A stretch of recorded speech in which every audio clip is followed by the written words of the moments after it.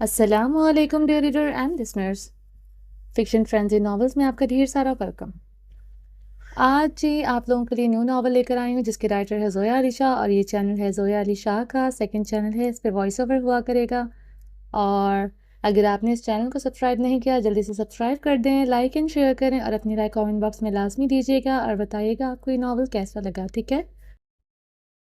میرا نام ہدا ماجد ہے اور چلتے ہیں ناول کی طرف۔ چلیں سٹارٹ کرتے ہیں۔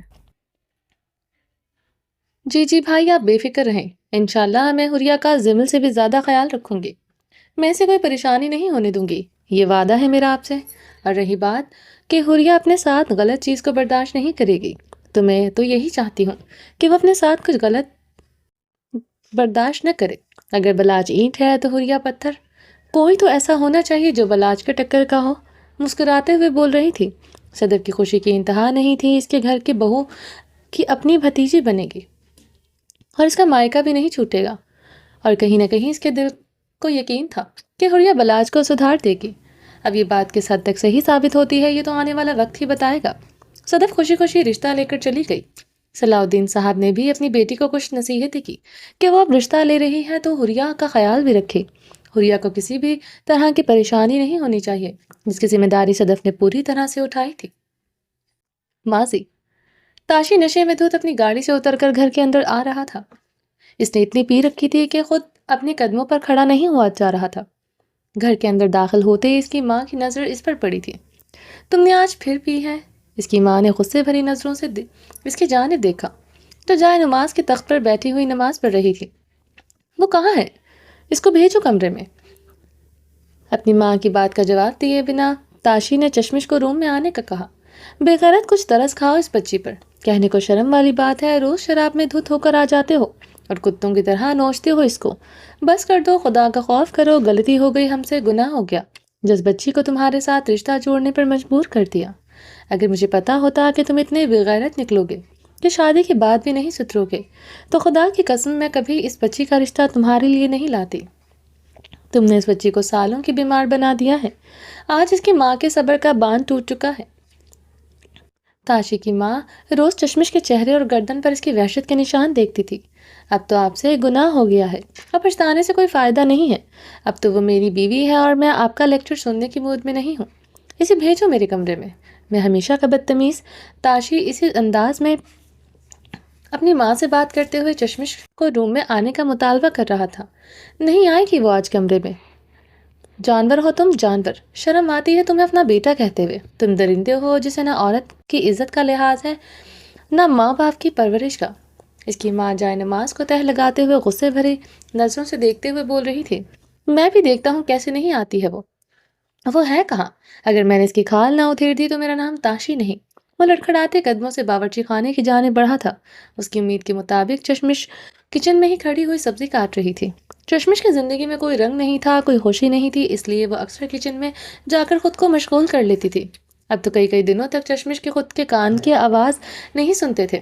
چشمش نے بولنا چھوڑ دیا تھا، خاموشی کو اپنا ساتھی بنا لیا۔ بس نماز کے بعد جب زیادہ کبھی دل بھر جاتا تو وہ کچن میں آ جاتی، جہاں پر وہ کھڑی ہو کر سبزیاں کاٹتے ہوئے کھانا بناتے ہوئے اپنا ٹائم پاس کرتی رہتی تھی۔ اپنے گھر والوں کو وہ کچھ بھی نہیں بتاتی تھی۔ اس نے خود کو زندگی سے پوری طرح سے کٹ کر رکھا تھا۔ بس سانسیں تھی جو اب تک چل رہی تھی، ان کو حرام موت مر کر ختم نہیں کرنا چاہتی تھی۔ وکی اس دن کے بعد کبھی گھر نہیں آیا تھا۔ اس کے نہ آنے سے شاید وہ چشمش کے لیے آسانیاں پیدا کر کے گیا تھا، کیونکہ اس دن کے بعد تاشی نے کبھی چشمش پر ہاتھ نہیں اٹھایا۔ چشمش اس کے خلاف کچھ بولتی نہیں تھی، وہ اس کے ہاتھوں کی کٹ پتلی بن چکی تھی۔ جسے تاشی کہتا تھا چشمش وہی کرتی تھی، کبھی اپنے ہونٹوں پر شکوہ نہیں لاتی تھی۔ اس کے اوپر درندگی کے جن نشانوں کو دیکھ کر اس کی ماں تڑپ رہی تھی۔ چشمش تو اپنے اوپر ہونے والے اس وحشت زدہ راتوں کو اپنی زبان تک بھی نہیں لاتی تھی۔ اس کے باوجود آج اس پر ظلم کی انتہا ہونے والی تھی۔ کمینی، تم میری ماں کو میرے خلاف بھڑکاتی ہو، کیا کہتی ہو کہ میں تم پر ظلم کرتا ہوں؟ آج تمہیں بتاتا ہوں کہ ظلم کیسا ہوتا ہے، تشدد کرنا کسے کہتے ہیں، وحشی کسے کہتے ہیں۔ تاشی نے آتے ہی بنا اسے سنبھلنے کا موقع دیے اس کے بالوں کو گھسیٹتے ہوئے اپنے ساتھ لے جا رہا تھا۔ تاشی وہی سارے جملے دہرا رہا تھا جو اسے اس کی ماں نے کہے تھے، حالانکہ اس میں چشمش کا کوئی قصور نہیں تھا۔ اس بیچاری کو تو پتہ بھی نہیں تھا کہ یہ باہر کیا بات ہوئی ہے۔ وہ درد سے کراہتے ہوئے اس کے ساتھ گھسٹتی چلی جا رہی تھی۔ چھوڑ دے بغیرت، چھوڑ دے اس کو، اس بچی نے مجھے کچھ نہیں بتایا، اندھی نہیں ہوں میں جس کے چہرے اور نظر آنے والے بدن پر تمہاری وحشت کے نشان نہ دیکھ سکوں۔ تاشی کی ماں بھاگتی ہوئی راہداری میں اس کے ہاتھ سے چشمش کے بالوں کو چھڑوا رہی تھی۔ ہٹ جائیں پیچھے، بیوی ہے میری اور اس پر میرے سوا کسی کی حکمرانی نہیں ہے۔ وہ اپنی ماں کو دھکا دے کر پیچھے کرتے ہوئے اس کے بالوں پر اپنی گرفت مضبوطی سے بنائے ہوئے اسے اپنے ساتھ لے جا رہا تھا۔ دھکا دینے کی وجہ سے اس کی ضعیف ماں نیچے گر پڑی۔ کچن سے بھاگ کر نوکرانی نے آ کر اٹھایا تھا۔ تاشی چشمش کو بالوں سے گھسیٹتے ہوئے اپنے روم میں لے گیا اور دروازہ بند کر لیا۔ اندر سے چشمش کی چیخوں کی آوازیں باہر آ رہی تھی۔ اس کی ماں نوکرانی کا ہاتھ پکڑ کر دروازے کے باہر کھڑی دروازہ پیٹ پیٹ کر التجائیں کر رہی تھی کہ وہ اس کی بچی کو چھوڑ دے۔ اس کا کوئی قصور نہیں، مگر تاشی نشے میں چست جنگلی بھیڑیا کی طرح اس پر تشدد کیا جا رہا تھا۔ بیلٹوں سے مار مار کر اس کے پورے وجود پر تاشی نے نیل ڈال دیے تھے، پھر بھی اس کا دل نہیں بھرا تو اس نے اس کے دونوں گالوں پر اپنے دانت کاٹ کر اسے اذیت دے رہا تھا۔ چشمش کی دردناک چیخوں کو سن کر آج پوری حویلی رو رہی تھی۔ درد کی شدت اتنی تھی کہ چشمش برداشت نہیں کر سکی تھی اور بے ہوش ہو گئی۔ اس کے بے ہوش وجود کو گھوسے مارتے ہوئے اسے ہوش میں لانے کی کوشش کر رہا تھا، مگر جب وہ ہوش میں نہیں آئی تو پھر تھک کر پھولی سانس کے ساتھ بیڈ پر گر گیا۔ کچھ دیر بعد باہر دروازے پر اس کے والد کی بھاری غصے سے بھری آواز آئی اور اس کے ساتھ میں بہت زور سے دروازہ پیٹا گیا۔ تاشی کی ماں نے اس کے باپ کو فون کر کے بلوایا تھا۔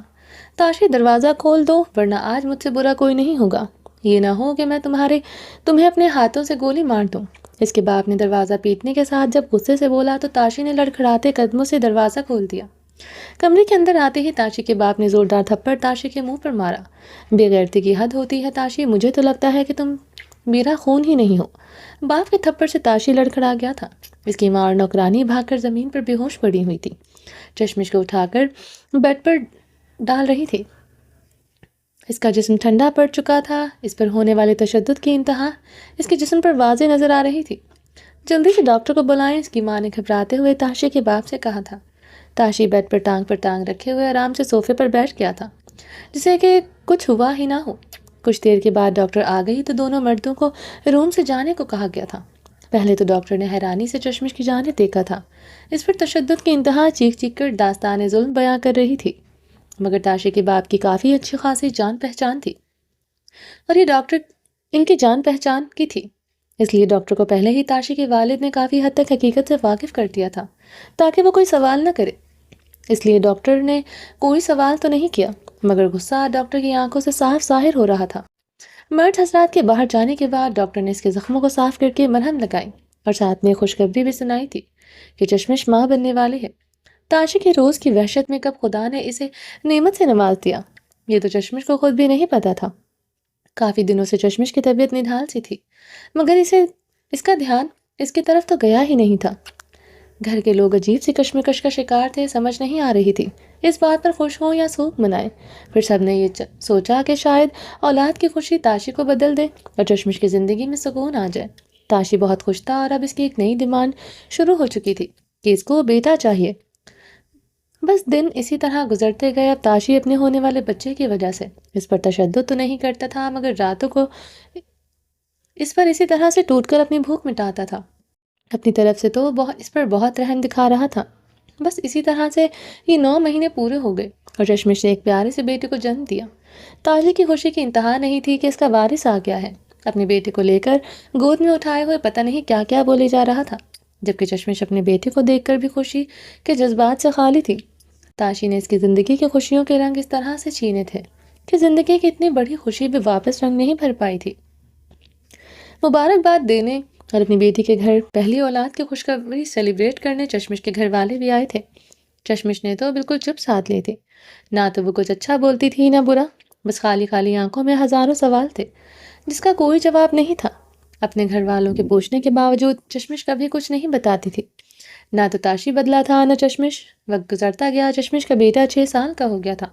تاشی نے شروعات سے ہی اپنے بیٹے کی پرورش اپنے جیسے ہی کرنی شروع کر دی تھی۔ شکار پہ اسے ساتھ لے جاتا تھا، بندوں کا اسے شوقین بنا رکھا تھا۔ اس کی ماں کے خلاف اس کے چھوٹے سے معصوم دماغ میں ہمیشہ زہر کھولتا رہتا تھا۔ اور بے شرمی کی انتہا تو یہ تھی کہ اس نے اپنے بیٹے کو یہ بتایا کہ اس کی ماں کریکٹر لیس ہے اور اس کے چاچو کے ساتھ اس کی سیٹنگ تھی۔ اپنی بیٹی کی نظروں میں خود کو تاشی نے مظلوم ثابت کر رکھا تھا۔ شروعات سے ہی چشمش نے اپنے بیٹے کی آنکھوں میں اپنے لیے نفرت دیکھی تھی۔ چشمش نے اس بات پر صبر بھی کر لیا تھا کہ وہ کچھ نہیں کہتی تھی۔ شروع سے ہی اس کا بیٹا اپنے باپ سے اٹیچ ہو گیا تھا اور اپنی ماں سے دور رہنے لگا تھا، مگر اللہ تعالیٰ کی لاٹھی بے آواز ہوتی ہے۔ جب اس کا بیٹا 6 برس کا ہوا تو خراب آوارہ شرابی دوستوں کی محفل میں بیٹھ بیٹھ کر تاشی نے اپنا بیڑا غرق کر لیا تھا۔ ہر ایک دوسرے بندے کے ساتھ تاشی کی دشمنی تھی۔ لڑائی جھگڑے ہر دن کرنا تاشی کی فطرت بن گیا تھا۔ دشمنیاں بڑھتے بڑھتے ایک دن جھگڑے میں تاشی کو گولی لگی اور اس کی لاش گھر آ گئی تھی۔ اکڑ مزاج، خود کو زمینی خدا سمجھنے والا تاشی آج 4 گندھوں پر سوار ہو کر گھر آیا تھا۔ سچ کہو تو شاید تاشی کے ماں باپ کو بھی تاشی کے مرنے کا کوئی زیادہ صدمہ نہیں ہوا تھا۔ بے شک وہ ان کی اولاد تھا، مگر ایسی اولاد جو جسم کا وہ کینسر بن چکا تھا جو آہستہ آہستہ پورے جسم میں زہر پھیلا رہا تھا، اور اس زہر کا اثر تاشی کے بیٹے پر بھی ہونے لگا تھا۔ تاشی کا بیٹا بہت معصوم تھا، مگر اس کے دماغ میں اپنے باپ کی باتوں کا بہت گہرا اثر نظر آتا تھا۔ چشمش کو تو رتی برابر بھی تاشی کے مرنے کا دکھ نہیں ہوا تھا۔ وہ تو آج خود کو ایسے محسوس کر رہی تھی جیسے وہ پھر سے ایک بار دنیا میں آ گئی ہو۔ تاشی کے وحشت کا نشانہ بن بن کر وہ تھک چکی تھی۔ اب تو ہر رات کے بعد چشمش کو خود سے نفرت ہوتی تھی۔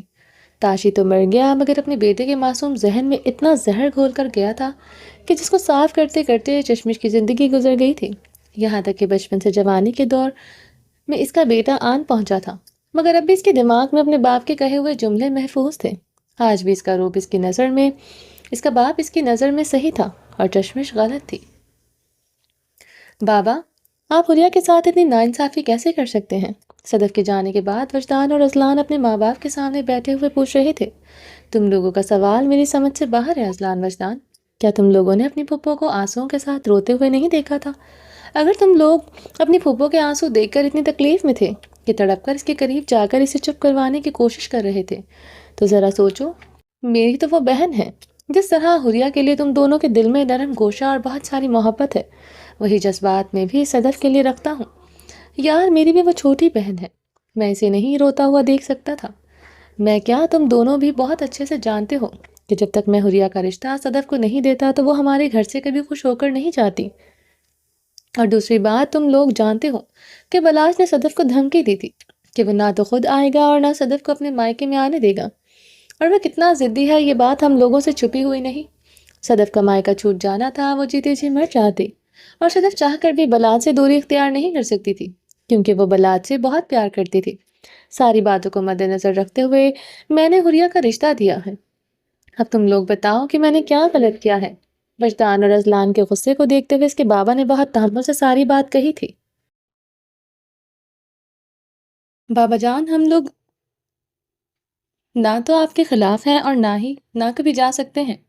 آپ کا ہر فیصلہ سر آنکھوں پر، مگر بابا آپ جانتے ہیں کہ بلاش کتنا بدمزاج قسم کا انسان ہے۔ ہماری حریہ میں برداشت کی بہت کمی ہے، وہ بلاش کو کبھی فیس نہیں کر پائے گی اور حالات اس سے زیادہ خراب ہو جائیں گے۔ اگر بلاش نے حریہ کے ساتھ کوئی سخت رویہ یا ہاتھا پائی کرنے کی کوشش کی تو ہم سے برا کوئی نہیں ہوگا۔ ہم نہیں برداشت کریں گے اگر وہ ہماری بہن پر ہاتھ اٹھائے یا بدزبانی کرے۔ آپ جانتے ہیں حریہ ہم دونوں کی جان ہے، ہم اسے اپنی بہن نہیں بیٹی سمجھتے ہیں۔ وجدان نے کافی تحمل سے مگر سخت الفاظ کہے تھے۔ اللہ تعالیٰ سے اچھی امید رکھنی چاہیے۔ وجدان بیٹا، کیوں اتنا غلط سوچ رہے ہو؟ یہ بھی تو ہو سکتا ہے کہ بلا شادی کے بعد سدھر جائے اور ہماری حریہ کو بہت خوش رکھے۔ وجدان کے سخت خراب موڈ کو نارمل کرنے کی کوشش کرتے ہوئے اس کی والدہ سریہ بیگم نے بڑے پیار سے کہا تھا، کتے کی دم آج تک کبھی آپ نے سنی یا دیکھی ہے کہ وہ سیدھی ہو گئی ہو؟ اسے 100 سال تک بھی اگر زمین میں دبا کر رکھا جائے تو بھی وہ ٹیڑھی کی ٹیڑھی ہی رہتی ہے۔ وجدان کے جواب سے پہلے اذلان نے غصے سے کہا تھا۔ یہی تو فرق تھا کہ اذلان اپنا غصہ فوراً ظاہر کرتا تھا، جبکہ وجدان اپنے غصے کو دبا کر لفظوں سے وار کرتا تھا۔ اذلان بیٹا، بری بات ہے، ایسے نہیں کہتے، وہ بھی اپنے ہی گھر کا بچہ ہے اور اتنی بدگمانیاں اچھی نہیں ہوتی۔ سریہ بیگم نے ایک بار پھر سے اذلان کو ٹوکا۔ ٹھیک ہے، جب آپ لوگ فیصلہ ہی کر ہی چکے ہیں تو پھر ہم تو کچھ کہنے کا حق نہیں رکھتے۔ وہ غصے سے اٹھ کر روم سے جا چکا تھا، جبکہ وجدان تحمل سے بیٹھا ہوا کافی دیر تک اسی مدعے پر اپنے باپ سے بات کرتا رہا جبکہ فیصلہ تو حریہ کے رشتے کا ہو چکا تھا۔ اب انکار کی تو کوئی گنجائش ہی نہیں تھی۔ صدف نے اپنے گھر رشتے کی خوشخبری لے جا کر اپنے خاندان والوں کو بھی بتا دی ہوگی۔ گھر میں حریہ کے رشتے کے بعد کا ماحول کافی خراب ہو گیا تھا، جس کی وجہ سے وجدان نے اگلے 3-4 دن کے لیے ملک سے باہر جانا کینسل کر دیا تھا۔ رات کو صدف پھپھو کافی لیٹ گئی تھی اور اس کے بعد وجدان اپنے ماں باپ کے روم میں بہت دیر تک بیٹھا ہوا بات کرتا رہا تھا، اور جب وجدان اپنے روم میں آیا تو بہت لیٹ ہو چکا تھا۔ شاید منت بھی سو گئی ہو۔ یہی سوچ کر منت سے ملاقات نہیں ہو سکی تھی وجدان کی۔ وجدان اس وقت ناشتے کے ٹیبل پر بیٹھا ہوا سب کے ساتھ ناشتہ کر رہا تھا۔ گھر کے تمام افراد ایک ہی وقت میں ناشتہ کرتے تھے۔ یہی تو سویلے کی خوبصورتی تھی۔ بڑی سی شاندار ڈائننگ ٹیبل کے چاروں اطراف میں گھر کے تمام افراد کی کرسیاں لگی ہوئی تھیں۔ سب لوگ ناشتہ کرنے میں مشغول تھے۔ سربراہی کی کرسی پر چودھری صلاح الدین برق بیٹھا ہوا تھا اور دوسری جانب اس کا بڑا بیٹا چودھری ریاض برق بیٹھا تھا۔ گھر میں ہر کسی کو اس کے رتبے کے حساب سے پوری عزت دی جاتی تھی۔ یہی تو اس گھر کی خوبصورتی اور رشتوں میں مضبوطی کا راز تھا۔ یہاں پر کوئی کسی کو کسی سے کم نہیں سمجھتا تھا اور نہ ہی کوئی کسی کے رتبے سے جلن محسوس کرتا تھا۔ منت، فجر اور حریہ ایک ہی لائن میں ایک ساتھ بیٹھتی تھی، جبکہ وجدان اور رضلان ایک ساتھ ایک ہی سائڈ پر بیٹھتے تھے، اور گھر کی دونوں بڑی خواتین عافیہ بیگم اور سریہ بیگم خود اپنے ہاتھوں سے اپنے گھر کے بچوں کو اپنے سسر کو اور اپنے شوہروں کو کھانا پروستی تھی۔ ایسا نہیں تھا کہ گھر میں نوکر چاکر موجود نہیں تھے، مگر وہ یہ کام خود کرنا پسند کرتی تھی، اور یہ روایت سالوں سے چلی آ رہی تھی۔ یہ طریقہ ان کی ساس کا ہوا کرتا تھا اور اسی طریقے کو لے کر ان کی بہوئیں آگے چل رہی تھیں۔ پہلی نظر میں سچ میں یہ ایک روایتی خاندان لگتا تھا۔ گھر کے بچوں میں بڑوں کی تربیت نظر آتی تھی، جو آج بھی بڑوں کا لحاظ کرتے تھے، جو آج بھی اپنے دادا جان کی موجودگی میں خاموشی سے بیٹھے ہوئے ناشتہ کرتے تھے۔ ٹیبل پر اتنے افراد موجود ہونے کے باوجود سب لوگ خاموشی سے اپنا ناشتہ کر رہے تھے۔ ٹیبل پر آ کر سلام کرنا سب پر فرض تھا۔ گھر کی بڑی خواتین کے بعد گھر کی بچیاں ٹیبل پر پہلے آ جاتی تھیں۔ اس کے بعد گھر کے بیٹے اذلان اور وجدان اور ان کے والد آ جاتے تھے۔ سب سے آخر میں چودھری صلاح الدین برق ناشتے کے ٹیبل پر پہنچتا تھا۔ کل منت اور وجدان کا نکاح ہو گیا تھا۔ آج منت ٹیبل پر بیٹھی ہوئی بہت سے الگ جذباتوں سے دو چار تھی، اور کل نکاح کے بعد وجدان سے پہلی ملاقات کر کے تو وجدان سے نظریں بھی نہیں ملا پا رہی تھی۔ جذبات تو اس وقت وجدان سے بھی سنبھالے نہیں جا رہے تھے، مگر وہ ٹہرا چودھری وجدان برق جو چہرے سے کبھی اپنے دل کے رازوں اور جذباتوں کو ظاہر نہیں ہونے دیتا تھا، آج بھی وہ پہلے کی طرح آرام سے ناشتہ کر رہا تھا۔ سب لوگ روٹین کے مطابق ناشتے کے بعد اٹھ کر چلے گئے تھے، مگر آج روٹین یہ بدلی کہ وجدان ابھی تک ٹیبل پر بیٹھا ہوا دوسرا کپ چائے کا پی رہا تھا۔ گھر کی بڑی دونوں خواتین آج تھوڑی دیر حیران تھی، کیونکہ وجدان اس طرح ٹیبل پر کبھی نہیں بیٹھتا تھا۔ وجدان تو اذلان سے بھی پہلے ناشتہ کر کے چلا جاتا تھا، مگر آج اس کا بیٹھنا ان کے لیے حیرانی کا سبب تھا۔ اپنے فون میں مصروف وجدان چائے کے سپ لیتے ہوئے بیٹھا تھا، جبکہ خواتین ٹیبل پر بیٹھی ہوئی دوپہر میں بننے والے کھانے کی باتیں کر رہی تھیں، مگر دھیان میں ان کے وجدان تھا۔ چچی جان، منت کو میرے ساتھ تیار کر کے بھیج دیں، مجھے اس کا پاسپورٹ اپلائی کرنا ہے۔ آخر وجدان نے وہ بات کہہ دی جس کے لیے وہ کافی دیر سے ٹیبل پر بیٹھا ہوا تھا۔ آج سے پہلے کئی بار منت وجدان کے ساتھ گئی تھی۔ وہ اکثر حریہ، منت اور فجر کو بکس وغیرہ کے لیے اپنے ساتھ لے جایا کرتا تھا، یہاں تک کہ ان کے کالج وغیرہ کے معاملات کو بھی وجدان ہی دیکھتا تھا، مگر آج پہلی بار منت کے لیے بات کرتے ہوئے پتہ نہیں کیوں الگ سی گھبراہٹ وجدان کو ہو رہی تھی۔ منت، تمہارے ساتھ ابھی جانا ہے؟ منت کی ماں عافیہ بیگم نے سوچتے ہوئے کہا۔ جی ابھی جانا ہے۔ کیوں چچی جان، کوئی اعتراض ہے؟ آپ تو اس طرح سے ریئیکٹ کر رہی ہیں جیسے آج پہلی بار منت میرے ساتھ کہیں جا رہی ہو۔ بچپن سے ایک ساتھ رہے ہیں اور کئی بار منت میرے ساتھ گئی ہے، یہ آج کچھ بدل گیا ہے؟ گھبراہٹ تو وجدان کے اپنے دل میں تھی، مگر وہ اوور ریئیکٹ کرتے ہوئے پہلی بار بہت ساری باتیں خود سے کہہ گیا تھا۔ دونوں عورتوں کے لب مسکرا دیے تھے۔ سنجیدہ مزاج، ہر بات کا پورا جواب دینے والا، ہر بات کو ہینڈل کرنے والا وجدان آج خود گھبراہٹ کا شکار تھا۔ جانتی تو وہ بھی تھی کہ وجدان منت کو نکاح کے بعد کوئی ٹریٹ وغیرہ دینا چاہتا ہوگا، مگر کہنے سے کترا رہا تھا۔ نہیں بیٹا، میں نے تو ایسی کوئی بات نہیں کی، تم لے جاؤ، میں ابھی منت کو بول دیتی ہوں کہ وہ تیار ہو جائے۔ ان کی دبی دبی سی مسکراہٹ کو دیکھ کر وجدان نے ایسے محسوس کروایا جیسے اس نے دیکھا ہی نہیں۔ اپنا فون اٹھا کر اپنے روم کی جانب چل پڑا۔ دونوں خواتین ان کے جانے کے بعد دل کھول کر ہنستے ہوئے وجدان کے شرمانے پر تبصرہ کر رہی تھیں۔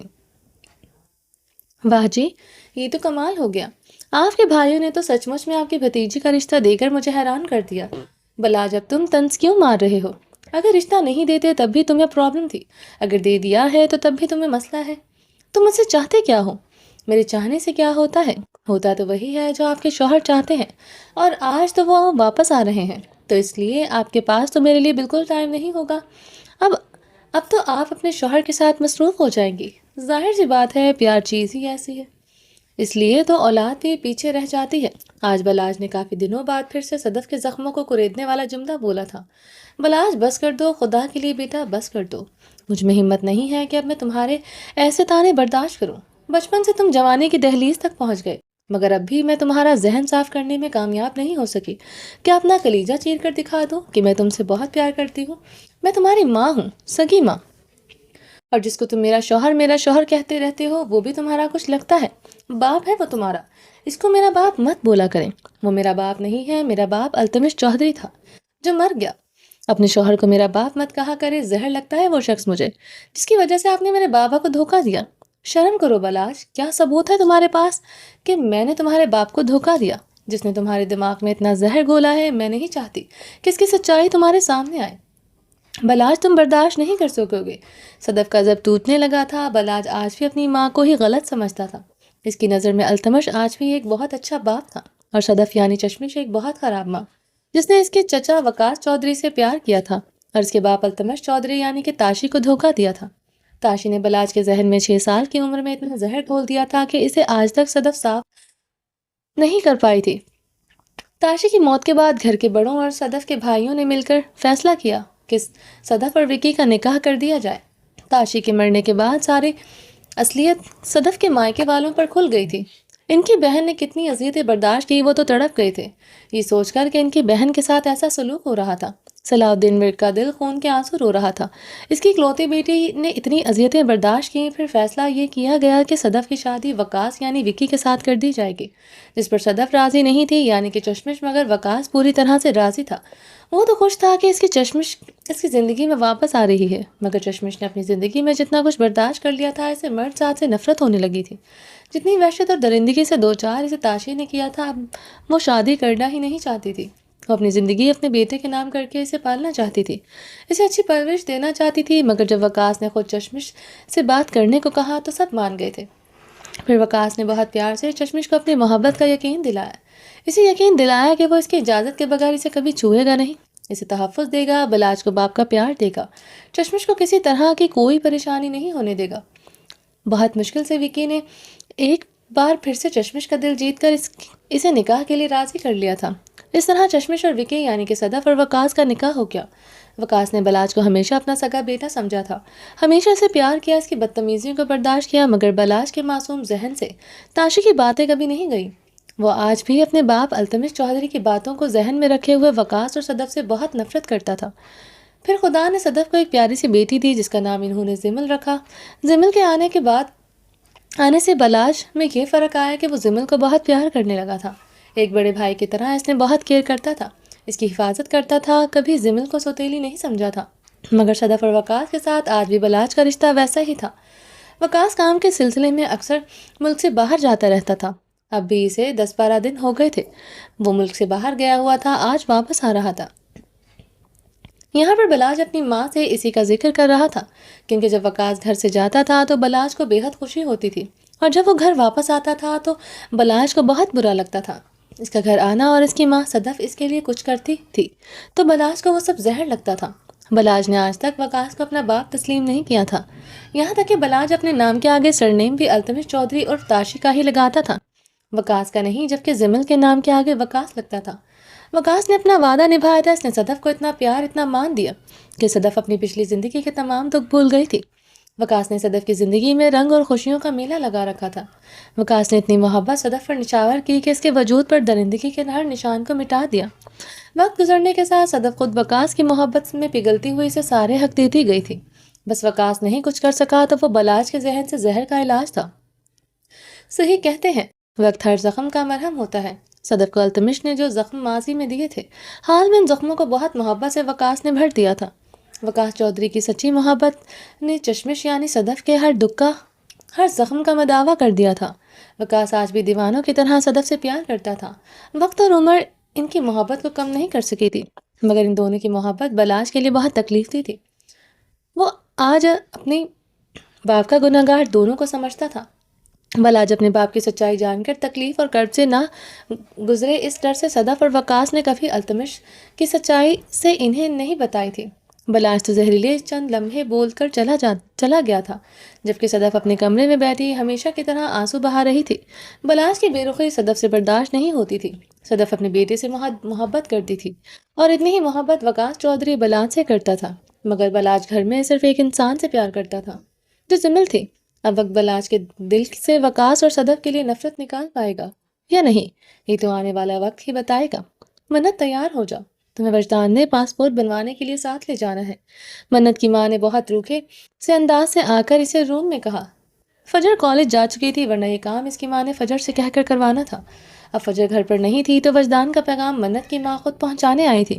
منت کی ماں عافیہ بیگم وجدان سے بہت پیار اور اس کی محبت عزت کرتی تھی۔ امی آپ کہتی ہیں تو میں نہیں چاہوں گی، آپ ناراض ہیں مجھ سے؟ وہ اپنی جگہ سے اٹھ کر اپنی ماں کے قریب بڑی محبت سے آئی تھی، اس امید سے کہ شاید اس کی ماں اسے اپنے گلے سے لگائے۔ کل نکاح کے وقت بھی نہ تو عافیہ بیگم نے منت کے سر پر پیار دیا، نہ کوئی محبت کے الفاظ بولے تھے، جس کی امید منت نے لگائی تھی کہ شاید نکاح کے وقت اس کی ماں اسے کچھ کہے، مگر ایسا کچھ نہیں ہوا۔ اب بھی منت نے اپنی طرف سے قدم بڑھاتے ہوئے پہل کی۔ میں کیوں روکوں گی؟ اور ویسے بھی تمہیں وجدان لے کر جا رہا ہے، مجھے وجدان پر پورا یقین ہے۔ اور دوسری بات، اب تم دونوں کا نکاح ہو گیا ہے، تو ایسی کوئی وجہ نہیں جس کی وجہ سے میں تمہیں جانے سے بیکار میں روکوں۔ عافیہ بیگم کا لہجہ بہت سرد تھا۔ امی آپ مجھ سے کیوں اتنے غصے سے بولتی ہیں؟ آپ کیوں میرے ساتھ فجر کی طرح محبت نہیں کرتی؟ آپ فجر سے کتنے پیار سے بات کرتی ہیں، حدیہ کو بھی اتنے پیار سے بلاتی ہیں، صرف مجھ سے ہی یہ ناراضگی کیوں؟ کیوں امی، میں آپ کو اچھی نہیں لگتی؟ آپ مجھے کہہ کر تو دیکھیں، آپ جیسا کہیں گی میں ویسی بن جاؤں گی۔ امی پلیز، وہ اپنی ماں کے قریب ہو کر گلے لگی تھی۔ دور رہا کرو مجھ سے، نفرت ہے مجھے تم سے، اور اپنا مقابلہ فجر سے مت کیا کرو۔ بڑے ہی بے دردی کے ساتھ عافیہ بیگم نے دھکا دے کر منت کو خود سے دور کر دیا تھا۔ کیوں؟ میں کیوں خود کو فجر جیسا نہیں سمجھ سکتی؟ فجر بھی آپ ہی کی بیٹی ہے اور میں بھی آپ کی بیٹی۔ آپ کی ایسی باتوں سے مجھے فجر سے نفرت ہونے لگتی ہے۔ وہ روتے ہوئے آج پہلی بار اپنے دل کی بات کہہ گئی تھی۔ یہ سچ تھا کہ عافیہ بیگم ضرورت سے زیادہ فجر کو محبت اور عزت دیتی تھی، تو منت کو جلن محسوس ہوتی تھی، جو کہ کچھ غلط بھی نہیں تھا۔ آخر عافیہ اس کی بھی ماں تھی، تو پھر منت کے ساتھ ایسا سلوک کیوں؟ چٹاک کی زوردار آواز سے منت کے منہ پر اس کی ماں نے تھپڑ مارا تھا۔ منت لڑکھڑا کر پاس پڑے ہوئے صوفے پر گر گئی تھی۔ یہ تھپڑ منت کے چہرے پر نہیں، اس کے دل پر لگا تھا، معصوم دل پر جو اپنی ماں کی محبت کا طلبگار تھا۔ ماں کی محبت تو نہیں ملی، مگر ایک بے دردی بھرا تھپڑ ضرور رسید کر دیا گیا تھا۔ تم ہوتی کون ہو فجر سے جلن محسوس کرنے والی، نفرت کرنے والی؟ خبردار، اگر آج کے بعد تم نے فجر کے بارے میں ایسی بات کی تو۔ ہاں، میں کرتی ہوں فجر سے پیار، کیونکہ وہ میری بیٹی ہے، جان ہے وہ میری۔ اور میں کیا کروں؟ کیا میں آپ کی بیٹی نہیں؟ وہ روتے ہوئے ایک بار پھر سے سوال کر گئی تھی۔ نہیں ہو تم میری بیٹی۔ نفرت ہے مجھے تم سے، شدید نفرت۔ میرا بس چلے تو میں تمہارا گلا گھونٹ دوں۔ ہاں تو گھونٹ دے گلا، مار دے مجھے، نہیں برداشت کی جاتی مجھ سے آپ کی نفرت۔ اس سے تو اچھا ہے کہ آپ میرا گلا گھونٹ کر مار دے۔ وہ اپنی ماں کا ہاتھ پکڑ کر اپنی گردن پر دباتے ہوئے رو رہی تھی۔ تھک گئی تھی منت بچپن سے اپنی ماں کی نفرت برداشت کرتے کرتے۔ چھوڑو مجھے، نہیں رنگنے تمہارے گندے خون سے اپنے ہاتھ۔ اس کو دھکا دے کر روتی دور کرتی ہوئی اس کے پیچھے ہو گئی تھی۔ اور یہ رونے دھونے والا ڈرامہ بند کرو، وجدان نیچے تمہارا انتظار کر رہا ہے، میں کوئی تماشا نہیں چاہتی۔ وہ حکم صادر کر کے روم سے جا چکی تھی۔ منت کتنی دیر بیٹھی ہوئی روتی رہی، مگر پھر نوکرانی نے آ کر دروازہ کھٹکھٹا کر آواز دی کہ بی بی جی، آپ کو وجدان بھائی نیچے بلا رہے ہیں۔ وہ اٹھ کر اپنا چہرہ واش کر کے ماں کے تھپڑ کے نشان کو لائٹ سی بی بی کریم کے نیچے چھپاتے ہوئے گاؤن پہن کر حجاب لگا رہی تھی۔ اپنی روئی ہوئی آنکھوں کو کاجل اور مسکارے سے چھپانے کی پوری کوشش کی گئی تھی۔ وہ نہیں چاہتی تھی کہ وجدان کچھ محسوس کرے۔ منت، اتنی دیر لگتی ہے کیا تیار ہونے میں کب سے تمہارا ویٹ کر رہا ہوں، وجدان نے ہمیشہ کی طرح سرد لہجے میں اس کے آگے چلتے ہوئے کہا تھا۔ منت کا دل اس قدر درد سے بھرا ہوا تھا کہ اس کے پاس کوئی جواب نہیں تھا۔ وہ خاموشی سے وجدان کے پیچھے حجاب میں چلتی جا رہی تھی۔ اس گھر کی سب لڑکیاں حجاب اور گاؤن پہن کر گھر سے باہر جایا کرتی تھی۔ منت، کیا بات ہے، تم پریشان ہو؟ منت کی خاموشی پر وجدان نے پلٹ کر اسے دیکھتے ہوئے سوال کیا۔ مین گیٹ کے اندر دونوں طرف خوبصورت بڑے بڑے گارڈن بنے ہوئے تھے، جس میں رنگ برنگے پھول اور خوشنما پودے لگے ہوئے تھے۔ بڑے بڑے درختوں سے گرتی ہوئی راہداری سے وہ گزر رہے تھے۔ منت خاموش طبیعت کی مالک نہیں تھی۔ منت اس وقت خاموش نہیں رہتی تھی جب وہ وجدان سے ڈرتی تھی۔ اب تو وجدان نے دل کھول کر نکاح کے بعد اس سے اظہار محبت کیا تھا۔ اب تو اس کی خاموشی وجدان کو کھٹک رہی تھی۔ نہیں، کوئی پریشانی نہیں، میں ٹھیک ہوں۔ لفظ اور لہجہ آپس میں بالکل میل نہیں کھا رہے تھے۔ وہ کس سے اپنی تاثرات چھپانے کی کوشش کر رہی تھی، اس شخص سے جو بنا کہے اس کے دل کی ہر بات سمجھنے اور جاننے کا ہنر رکھتا تھا۔ وجدان ورک تو اس کے دل کی دھڑکنیں سن کر اس کے دل کی بات سمجھ سکتا تھا، تو پھر ایسے کیسے ہو سکتا تھا؟ اتنا رونے اور تھپڑ کھانے کے باوجود وجدان پر اس کا درد ظاہر نہ ہوتا۔ وجدان نے کچھ دیر ٹھہر کر بہت گہری نظروں سے اس کے حجاب میں لپٹے ہوئے بے نقاب بے رونق چہرے کو دیکھا تھا۔ بی بی کریم لگا کر اپنی ماں کے تھپڑوں کو چھپانے کی کوشش ناکام ثابت ہوئی تھی، کیونکہ چودھری وجدان ورک کی باز جیسی تیز آنکھیں اپنی بیوی کی مخملی گوری گال پر لگے نشان دیکھ چکی تھی۔ بی بی کریم کی لیئر ہونے کے باوجود اس کی ماں کے ہاتھ کی چھاپ واضح نظر آ رہی تھی۔ اپنی خوبصورت آنکھوں پر لائنر، کاجل، مسکارا لگا کر بھی وجدان کی نظروں سے یہ بات چھپا نہیں سکتی تھی کہ وہ بہت دیر تک ہچکیوں سے روتی رہی ہے۔ اس کی آنکھوں پر سوجن ہو چکی تھی۔ بہت شدت سے رونے کی وجہ سے اس کی آنکھیں اس وقت لال ہو رہی تھیں۔ منت کے ساتھ عافیہ بیگم کی بے رخی اس گھر میں سب جانتے تھے، اور وجدان بھی اس بات سے واقف تھا، مگر وہ ایسا کیوں کرتی تھی یہ بات کوئی نہیں جانتا تھا۔ آخر ایسی کیا وجہ تھی جو عافیہ بیگم اپنی ہی بیٹی سے اتنی نفرت کرتی تھی؟ مگر وجدان جہاں اپنی چچی سے بہت پیار اور ان کا بہت احترام کرتا تھا، وہیں ان کی یہ بات وجدان کو بچپن سے ہی زہر لگتی تھی۔ جب منت عافیہ کی وجہ سے روتی تھی، وجدان کو اپنی چچی پر بہت غصہ آتا تھا۔ عافیہ بیگم نے وجدان اور اذلان کو ہمیشہ اپنے بیٹوں کی طرح پیار کیا تھا۔ عافیہ کا خود کا کوئی بیٹا نہیں تھا، تو عافیہ وجدان اور اذلان کو اپنے سگے بیٹے ہی سمجھتی تھی۔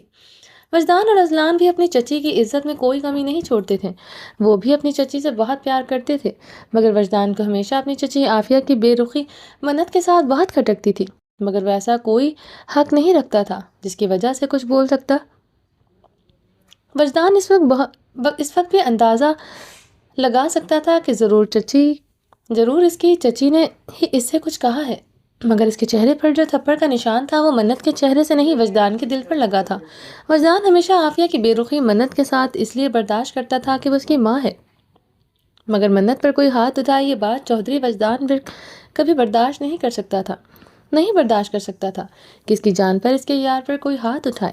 یہ حق وہ کسی کو بھی نہیں دے سکتا تھا، اس کی ماں کو بھی نہیں۔ چچی نے تمہیں تھپڑ مارا ہے؟ سرد لہجے میں وجدان نے سوال کیا۔ نہیں، جھوٹ بولنے کی ضرورت نہیں ہے، میں جانتا ہوں کہ چچی کا تمہارے ساتھ کیا رویہ ہے۔ بس منت، یہ آخری بار تھا جو چچی نے تمہارے ساتھ ایسا سلوک کر لیا، آج کے بعد ایسا کچھ نہیں ہوگا۔ کسی کو اجازت نہیں ہے میرے یار کو تکلیف پہنچانے کی۔ بہت دبے اور سرد لہجے سے دانتوں کو پیوست کرتے ہوئے وجدان بول رہا تھا۔ نہیں، آپ امی سے کچھ نہیں کہیں گے، وہ میری ماں ہے، ان کو پورا حق ہے، وہ مجھے سب کچھ کہہ سکتی ہیں۔ منت کی آنکھوں سے آنسو نکل کر اس کے گالوں کو بھگو رہے تھے۔ یہ آنسو اس کے گالوں پر نہیں، وجدان کے دل پر گر رہے تھے۔ اب تم میری بیوی ہو، باقی سب رشتے پیچھے رہ گئے ہیں۔ وہ وجدان برک یہ برداشت نہیں کرے گا کہ کوئی میری بیوی پر ہاتھ اٹھائے۔ یہ حق میں کسی کو نہیں دوں گا۔ تمہاری آنکھوں سے نکلتے ہوئے آنسو میں کبھی اور کسی صورت برداشت نہیں کر سکتا۔ اپنے مضبوط ہاتھ میں آج پہلی بار گھر کے باہر وجدان کی منت کے ہاتھ کو تھاما تھا۔ وہ بڑے حق سے اس کے ہاتھ کو تھامتے ہوئے اپنی گاڑی کی جانب لے جا رہا تھا۔ گاڑی کا گیٹ منت کے لیے وجدان نے خود کھولا تھا۔ منت کو بٹھا کر دوسری جانب سے ہوتا ہوا گاڑی کے اندر بٹھا گیا تو گارڈ نے جلدی سے دروازہ بند کر دیا۔ وجدان اپنی بڑی سی فیورٹ بلیک گاڑی میں منت کو لے کر گھر سے نکلا تھا۔ سارے راستے منت اور وجدان میں کوئی زیادہ بات نہیں ہوئی تھی، کیونکہ منت اندر سے بہت ڈسٹرب تھی، اور وجدان منت کے ساتھ کیے گئے اس کی چچی کے رویے سے بہت غصے میں تھا۔ گاڑی وجدان کے فارم ہاؤس کے باہر جا کر رکی تھی۔ یہ وجدان کا اپنا فارم ہاؤس تھا، جو کہ بے حد خوبصورت اور بے حد بڑے رقبے میں بنا ہوا تھا۔ ارد گرد وجدان کے حصے کی جو زمینیں تھیں وہ سب پھیلی ہوئی تھیں۔ چودھری صلاح الدین نے یہ ایک بہت اچھا کام کیا تھا کہ اپنے ہر پوتے اور بیٹے کی زمینوں کو مخصوص کر رکھا تھا۔ بظاہر سارا کاروبار ایک تھا، مگر سب کو اپنے حصے کا پتہ تھا کہ کس کے حصے کی کتنی جائیداد ہے۔ وجی، آپ مجھے یہاں کیوں لائے ہیں؟ منت نے فارم ہاؤس کے گیٹ کے اندر داخل ہوتے ہی سوال کیا۔ کل میری تم سے ملاقات فکس تھی مگر مل نہیں سکا، اس کے لیے معذرت کرنے کے لیے لایا ہوں۔ اس کی ضرورت نہیں ہے، کوئی بات نہیں، اگر ہم نہیں مل سکتے تو پلیز آپ مجھے گھر لے کر چلیں، منت گھبراتے ہوئے بولی تھی۔ گھبراہٹ سے منت کے ہاتھوں کی ہتھیلیاں پسینے سے بھیگ چکی تھی۔ ایسا نہیں تھا کہ وہ پہلی بار وجدان کے ساتھ کہیں گھر سے باہر آئی تھی، گھبراتی تو وہ وجدان سے ہمیشہ سے تھی، مگر آج گھبراہٹ اور پہلے کی گھبراہٹ میں بہت فرق تھا۔ پہلے وہ وجدان سے ڈرتی تھی مگر اب اس کے جذباتوں سے گھبرا رہی تھی جن کو کل وہ بہت قریب سے دیکھ چکی تھی۔ یار وجدان، تم چاہو یا نہ چاہو مگر میں تو معذرت کر کے رہوں گا، وہ منت کی گھبراہٹ کو دیکھتے ہوئے مسکراتے لبوں سے بولا۔ گاڑی سے اس کا ہاتھ پکڑ کر اپنے خوبصورت فارم ہاؤس کے اندر داخل ہوا تھا۔ فارم ہاؤس کے اندر وجدان کا بہت خوبصورت کمرہ بنا ہوا تھا جس کے اندر وجدان منت کو لے کر آیا تھا۔ سیف الرحمان جو کہ وجدان کا بہت خاص آدمی تھا، اس نے سارا انتظام وجدان کے کہنے پر پہلے سے کر رکھا تھا۔ وجدان کے روم کو بہت خوبصورت طریقے سے سجایا گیا تھا۔ روم کے اندر داخل ہوتے ہوئے منت گھبراہٹ کا شکار تھی۔ وہ نفی میں سر کو ہلاتے ہوئے روم کے اندر نہیں جا رہی تھی۔ منت، تم میری ہو، اس لیے یوں گھبرا کر مجھے شرمندہ مت کرو۔ جب تک تم پر میرا ایک جائز اور پاک حق نہیں تھا، وجدان بریک نے ایسا کوئی قدم نہیں اٹھایا بھی نہیں۔ اب پورے حق سے تمہیں یہاں لے کر آیا ہوں، صرف ایک رخصتی کو بیچ میں لا کر میرے ارمانوں کی دل آزاری مت کرنا۔ وجدان اس کی گھبراہٹ کو سمجھتے ہوئے بہت محبت بھرے لہجے سے بولا تھا۔ آج یہاں سے واپس جانے کے دو راستے ہیں، یا تو وجدان کو ناراض کر کے اس کا دل توڑ کر چلی جاؤ، یا پھر آج میری محبت کو پرسکون کر کے سب حق مجھے اپنی خوشی سے دے دو۔ منت، یہاں پر کچھ بھی غلط نہیں ہے، تم میری بیوی ہو اور اس سے بڑھ کر کوئی اور رشتہ دنیا میں پاکیزہ نہیں ہو سکتا۔ فیصلہ تمہارے ہاتھ میں ہے، یا تو آج مجھے میرے جائز حق سونپ دو یا پھر مجھے ناراض کر کے دل توڑ کر چلی جاؤ۔ آج منت کو وجدان نے بہت کڑی سچویشن میں لا کھڑا کیا تھا۔ بولو یار وجدان، کیا فیصلہ ہے تمہارا؟ کچھ دیر وجدان خاموشی سے دروازے کے بیچ میں اس کا ہاتھ تھامے اس کے جواب کا منتظر رہا تھا۔ وہ شرم سے لال چہرہ، تیز دھڑکنوں سے گھبرائی ہوئی خاموشی سے کھڑی تھی۔ میں کیا کہوں، آپ نے میرے لیے فیصلہ کرنا ہی مشکل کر دیا ہے، وہ نظروں کو جھکائے شرمائی ہوئی بولی۔ یار وجدان، فیصلہ اسی لیے مشکل بنایا کہ تاکہ تمہارا جواب ہاں میں ہو۔ آج تمہارا وجدان نہ سننا نہیں چاہتا، آج وجدان اپنے منہ توڑ جذباتوں کو روکنا نہیں چاہتا تھا، آج وجدان پوری طرح سے اپنی منت کو خود میں شامل کرنا چاہتا ہے۔ منت، تم میری وہ منت ہو جسے برسوں میں نے دعاؤں میں مانگا ہے۔ منت، تم میرا وہ خواب ہو جس کو میں نے سالوں جاگتی اور سوتی ہوئی آنکھوں سے دیکھا ہے۔ منت، تم وہ خوبصورت منظر ہو جس کو دیکھنے کے لیے وجدان ہمیشہ بے قرار رہتا ہے۔ تم چودھری وجدان ورک کے بچپن کی وہ محبت ہو جو وقت کے ساتھ ساتھ پروان چڑھتے مضبوط ہوتے ہوتے عشق بن گیا ہے۔ میرا عشق بڑھتے بڑھتے اتنا بڑھ گیا کہ اب میرا جنون بن گیا۔ وجدان کے لفظوں میں اس قدر مٹھاس اور محبت چھلک رہی تھی کہ آج کائنات کی ہر ذی روح وجدان کی لازوال محبت کو دیکھ کر خوشی سے جھوم رہی تھی۔ آج اپنے وجدان کو مت تڑپاؤ، مت لو میرے صبر کا اور امتحان۔ تھک گیا ہوں محبت کے امتحانوں پر پورا اترتے اترتے، تھک گیا ہے وجدان خود پر پہرے لگاتے لگاتے، تھک گیا ہوں تمہیں خود کے آوارہ خود سر جذباتوں سے بچاتے بچاتے۔ آج تو وجدان کے پاس تمہیں چھونے کا، تمہیں پیار کرنے کا، تم سے عشق کرنے کا، تم پر اپنی محبتیں برسانے کا سرٹیفکیٹ حاصل ہے، تو پھر کیوں منت میرے صبر کا اور امتحان لینا چاہتی ہو؟ وجدان کو پورے حق سے سارے حق حاصل کرنے دو پلیز۔ مت بنو دیوار منت میرے جذباتوں کے بیچ میں۔ آج مجھے حق ہے تمہیں اپنا بنانے کا، آج مجھے حق حاصل ہے میرے یار کو چھونے کا۔ منت کے نرم پڑھتے ہی وجدان اپنی محبت کے باندھ توڑتے ہوئے ایک کے بعد ایک محبت بھرے جملے بولتے ہوئے منت کے دل کی تاروں کو چھیڑ چکا تھا۔ اس کے ہاتھ کو نرمی سے پکڑ کر کمرے کے اندر لا کر دروازہ بند کر دیا۔ دروازے کے ساتھ ہی اسے پن کیے اس کے دوسری طرف میں ہاتھ رکھے کھڑا تھا۔ منت نظر چکائے کھڑی تھی۔ منت کے دل کی دھڑکنیں بے قابو ہو کر ایک خوبصورت دھن پیدا کر رہی تھی جن کو کمرے کی خاموشی میں وجدان ریک بخوبی سن سکتا تھا۔ آج مقابل پیچھے ہٹنے کے موڈ میں نہیں تھا۔ منت کے دلکش خوبصورت گاؤن میں لپٹے سراپے پہ بے اختیار وجدان کی نظریں گئی تھی۔ حجاب میں لپٹا اس کا خوبصورت گورا چہرہ کالے رنگ میں 14ویں کے چاند کی مانند چمک رہا تھا۔ یار وجدان، نظریں جھکا کر میرے صبر کا امتحان مت لو میری جان، بلکہ اٹھاؤ اور خوبصورت آنکھوں سے دیکھو میری جانب۔ سالوں سے اپنے دل میں اپنے جذباتوں کو زبردستی دبا کر رکھا ہے، آج نہیں ہمت مجھ میں کہ میں اپنے یار سے دور رہ سکوں۔ یار وجدان، اپنے خوبصورت لب کھولو، توڑو اس خاموشی کو اور کچھ تو کہو۔ منت نظروں کو جھکائے کھڑی، لبوں کو میچے ہوئی تھی۔ وجدان کے محبت بھرے جذباتوں کا سامنا منت کی کمزور دھڑکنوں سے کیا نہیں جا سکتا تھا۔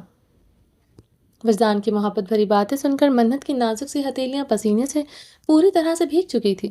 جس انداز سے وہ اپنے جذباتوں کو کھول کھول کر بیان کر رہا تھا، منت شرم سے لال چہرہ لیے لرزتے وجود کے ساتھ کھڑی تھی۔ اس کے شرمائے ہوئے خوبصورت نقوشوں سے سجے چہرے کو حجاب کی زینت میں لپٹا ہوا وہ گہری نظروں سے دیکھ کر انابی لبوں سے مسکرا رہا تھا۔ آج شرم و حیا کو سائڈ پر رکھ دو۔ آج یار وجدان کھل کر ملو اپنے وجدان کی دھڑکنوں سے اور پوچھو میرے دل سے کتنا بے قرار تھا اپنے یار سے ملنے کے لیے۔ اتنے سالوں سے سب کے ہوتے ہوئے بھی وجدان کو کیوں کہیں سکون نہیں ملتا تھا۔ آج آسان نہیں ہوتا منت وجدان ورک اپنے محبوب کو نظروں کے سامنے دیکھ کر خود پر جبر کرنا۔ بڑی نرمی سے اس کے نازک سے ہاتھوں کو پکڑ کر ایک ساتھ اپنے لبوں سے لگا کر چومتے ہوئے عقیدت سے اپنی آنکھوں سے لگایا تھا۔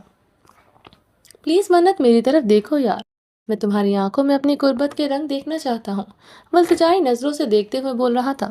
منت کی قربت کا سرور وجدان کی آواز میں بھاری پن لا رہا تھا۔ منت نے اپنی شرم سے بھاری پلکیں بامشکل اٹھاتے ہوئے وجدان کے خوبصورت چہرے کی جانب دیکھا تھا۔ نیلی آنکھوں والا خوبصورت شہزادہ اپنی شہزادی کے مقابل چہرہ جھکائے کھڑا تھا۔ منت کی ہائٹ وجدان کے سامنے بہت چھوٹی تھی، اس لیے اپنی محبوب کی برابری کرنے کے لیے اس خوبصورت نیلی آنکھوں والے شہزادے کو جھکنا پڑ رہا تھا۔ کئی مونچھیں، کئی چھوٹی چھوٹی داڑھی سے سجا خوبصورت چہرہ جو اس وقت جذباتوں سے چور تھا۔ اس کی نیلی آنکھیں بڑی محبت سے منت کو دیکھ رہی تھی۔ بے اختیار منت اپنے وجی کے سینے پر دونوں ہاتھ رکھ کر سر ٹیک کر چھپ گئی تھی۔ وجدان کی آنکھوں میں جذباتوں کا سمندر ٹھاٹھے مار رہا تھا۔ وہ تو ایک جھلک دیکھ کر ہی ڈر گئی تھی۔ وجدان نے اپنے مضبوط بازو اس کے گرد باندھ کر حصار میں مضبوطی سے بنا کر اپنے سینے میں چھپا لیا۔ محبت کے بھی الگ اور انوکھے اصول ہوتے ہیں۔ جس کی آنکھوں میں جذباتوں کا طوفان دیکھ کر وہ گھبرائی اور ڈر گئی تھی۔ اس کے مضبوط فولادی سینے سے لگ کر خود کو محفوظ بھی کر رہی تھی۔ اس کے بازو اس کے ارد گرد محبت اور حفاظت بھرا حصار بنائے ہوئے تھے۔ واہ رے عشق تیرے رنگ تو ہی جانے، اپنے لپیٹے میں لے کر تو نے وجدان ورک جیسے کتنے عاشق کیے دیوانے۔ وجدان کی جان، مجھے نہیں پتا کہ تم شرما کر میرے سینے میں چھپ گئی ہو یا میری محبت کی حامی بھر چکی ہو، مگر وجدان ورک تو اس کو ہاں ہی سمجھے گا۔ لب اس کے کان پر جھکائے سرگوشی کرتے ہوئے اس کے لب منت کے کان کی لو سے ٹکرائے تو منت پورے وجود میں سنسنی کی لہر دوڑ گئی تھی۔ معاف کر دینا، آج وجدان اپنے جذباتوں پر قابو نہیں رکھ سکتا۔ بہت نرمی سے اس نے اس کے سر سے حجاب اتار کر سائڈ پر رکھ دیا۔ نہیں، وہ حجاب کے اترتے ہی وجدان کے سینے پر اپنے دونوں ہاتھ مضبوطی سے رکھ کر دباؤ ڈال کر پیچھے ہو گئی تھی۔ گھبراہٹ اس کے چہرے سے صاف نظر آ رہی تھی۔ اس کا نازک سا وجود لرز رہا تھا اور اس کا ڈرنا، اس کا شرمانا، اس کی گھبراہٹ چودھری وجدان ورک کے جذباتوں کو اور بہکا رہی تھی۔ اپنے یار کی شرم و حیا پر میں قربان جاؤں، مگر یار وجدان، اپنی اس شرم و حیا سے تم مجھے مار دو گی۔ وہ پیار سے بولتے ہوئے اس کے قریب ہونے لگا تھا۔ مجھے بتاؤ کیا مسئلہ ہے، ایک بار اپنے خوبصورت لبوں سے بول کر تو دیکھو۔ وجدان تمہاری ہر پریشانی، ہر گھبراہٹ کو دور کر دے گا۔ کوئی ایسا مسئلہ نہیں ہے جس کا تمہارے وجہ کے پاس حل نہ ہو۔ گھبراہٹ سے منت کے گلے سے تھوک نیچے نہیں جا رہی تھی۔ گھبراہٹ اور استما کا پرابلم ہونے کی وجہ سے اس کا سانس اکھڑنے لگا تھا۔ وہ وجی مجھے سانس، وہ کہتے ہوئے لمبے لمبے سانس کھینچنے لگی تھی۔ استما کے مریض اکثر جب گھبراہٹ کا شکار ہوتے ہیں تو ان کو سانس کی پرابلم ہونے لگتی ہے۔ اس کی اکھڑتی ہوئی سانسوں کو دیکھ کر بنا سوچے سمجھے اس کے سر کے پیچھے ہاتھ رکھتے ہوئے دوسرا ہاتھ اس کی کمر پر رکھ کر اسے اپنے قریب کیا اور اپنے لب اس کی پنکھڑیوں پر رکھ کر محبت سے اپنی سانسیں تیزی سے اس کے اندر انڈیلنے لگا تھا۔ چند سیکنڈوں میں اپنی سانسیں اس کے اندر بہت تیزی سے بھر کر اسے اس کی اکھڑی سانس کو بحال کر چکا تھا۔ اب ٹھیک ہے؟ وجدان نے جب محسوس کیا منت کو سانس ٹھیک سے آ رہی ہے تو بڑی نرمی سے اس کی کومل پنکھڑیوں سے اپنے انابی لب کو جدا کرتے ہوئے پیار سے پوچھا تھا۔ منت نے آہستہ سے ہاں میں سر کو ہلایا تھا۔ بالکل ریلیکس ہو جاؤ، کسی بھی طرح کا سٹریس لینے کی ضرورت نہیں۔ جب تک تم نہیں چاہو کہ منت، خدا کی قسم وجدان اپنی حد پار نہیں کرے گا۔ وجدان کبھی ایسا کچھ نہیں کرے گا جس سے میرے یار کے دل کو یا اس کی آبرو کو ٹھیس پہنچے۔ مانتا ہوں میرے لیے خود کو سنبھالنا اس وقت بہت مشکل ہے، مگر یار تمہاری آبرو کو تم سے چھین کر وجدان اپنے جذباتوں کو سکون نہیں پہنچانا چاہتا۔ ایسا نہیں ہے۔ تمہارا وجی منت کو بڑے پیار سے جھک کر اپنی باہوں میں اٹھا کر بیڈ پر لے آیا اور تکیے پر نرمی سے اس کا سر رکھ کر اسے دور ہو کر بیڈ پر بیٹھ گیا تھا۔ وہ اسے یقین دلانا چاہتا تھا کہ وجدان محبت سے اسے اپنے قریب تو ضرور کرنا چاہتا ہے، مگر اس کے جسم کا بھوکا نہیں، جو اس کی اکھڑی سانسوں کو دیکھ کر بھی وحشیوں کی طرح اس پر ٹوٹ پڑے۔ سوری بجی، وہ شرمائے سے انداز میں اس کی جانب دیکھ کر بولی تھی۔ یار وجدان، سوری کس لیے؟ میں نے آپ کے موڈ کو خراب کر دیا ہے، اس لیے۔ موڈ کا کیا ہے؟ اگر میرا یار اجازت دے دے تو وجدان کا موڈ پھر سے بن جائے گا، وہ شرارتی سے انداز سے مسکراتے ہوئے بولا تھا۔ منت شرما کر اپنی نظریں پھیر گئی۔ وجی، مجھے بہت ڈر لگ رہا ہے۔ کس بات کا ڈر؟ یہی تو میں جاننا چاہتا ہوں کہ میری جان کیوں اتنی ڈری ہوئی ہے؟ کیا تم خود کو میرے پاس یا میرے ساتھ یہاں آنے پر محسوس نہیں کر رہی؟ یا تمہیں اپنی وجہ پر یقین نہیں ہے؟ بڑی محبت سے وجدان اپنے لفظوں کا سہارا لے کر اس کے دل کی بات جاننا چاہتا تھا۔ یہ بات تو وجدان بھی جانتا تھا کہ منت کسی بات سے ڈری ہوئی ہے، اس کا گھبرانا صرف وجدان کی قربت کی وجہ سے نہیں ہے۔ بولو منت، کیا پریشانی ہے؟ ایک بار میرے ساتھ شیئر تو کر کے دیکھو۔ وجدان نے بڑی نرمی سے اس کے ہاتھ کو اپنی مضبوط ہتھیلی کے نیچے دبا کر اپنے ہونے کا احساس دلایا۔ وجی، آپ جانتے ہیں امی پہلے ہی مجھے اب پسند نہیں کرتی، اور میرے اس طرح آپ کے ساتھ یہاں آنا، اگر ان کو پتہ چل گیا کہ میں آپ کے ساتھ یہاں ہوں اور میں وہ کہتے ہوئے بہت ہچک رہی تھی۔ وہ اس کے انداز میں شرم و حیا کی لالی اس کے چہرے پر بکھری ہوئی دیکھ کر وجدان کے لبوں کو مسکرانے پر مجبور کر دیا۔ وجدان اپنے یار کی آدھی ادھوری بات سن کر سمجھ گیا تھا کہ وہ کیا کہنا چاہتی ہے۔ منت، تم کمزور نہیں ہو، تم چودھری وجدان ورک کی بیوی ہو۔ پہلی بات کہ میں کبھی تم پر کوئی آنچ بھی نہیں آنے دوں گا۔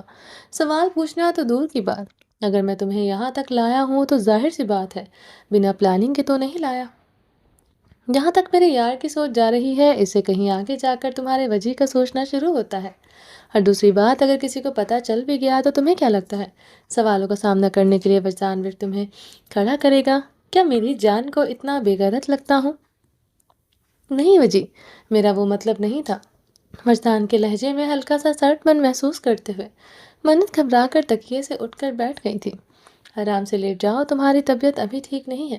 منت کو واپس تکیے پر لٹاتے ہوئے اس پر تھوڑا سا جھکا ہوا تھا۔ وجی پلیز مجھ سے دور ہو جائیں، دور نہیں جائیں۔ منت اس کی ناراضگی کا سوچ کر ہی گھبرا گئی تھی۔ ابھی تو اس نے اپنی وجہ کی محبت کو کھل کر جیا بھی نہیں تھا، تو کیسے اس کو ناراض ہونے دیتی؟ اس کے مضبوط ہاتھ کو تھام کر بے اختیار بولی تھی۔ منت، پتہ ہے تم میرے ساتھ کیا سلوک کر رہی ہو؟ وہ ایک سانگ ہے نا، ملو نا تم تو ہم گھبرائیں، ملو تو آنکھ چرائیں، ہمیں کیا ہو گیا ہے؟ منت کا یوں وجدان کا ہاتھ پکڑنا ایک بار پھر وجدان کے جذباتوں کو بہکا گیا تھا۔ پاس آتا ہوں تو میری جان گھبرا جاتی ہے، اور دور ہو کر خود کے جذباتوں کو سنبھالنے کی کوشش کر رہا ہوں تو جانے نہیں دے رہی۔